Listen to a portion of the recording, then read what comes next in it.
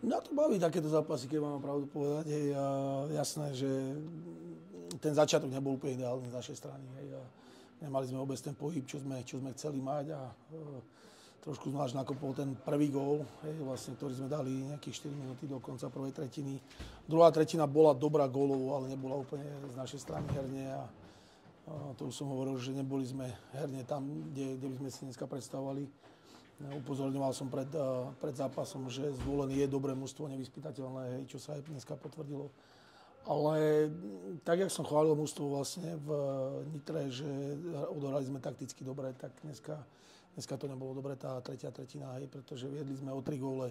Už sme si to mohli postražiť a zbytočne sme tam 2 fauly úplne, tam musíme byť koncentrovanejší a disciplinovanejší v tej tretej tretine za tohto stavu, hej, takže išlo to do predĺženia, hej, a vlastne ani nie sekundu, možno gól na vyrovnávajúci, ale som veľmi rád, že aj vlastne bolo to taký úpadok vidieť na striedačke, keď sme dostali vlastne gól na 5-5, ale že sme sa schopili a dokázali sme vyhrať predĺženie a za mňa je to pre nás obrovské víťazstvo.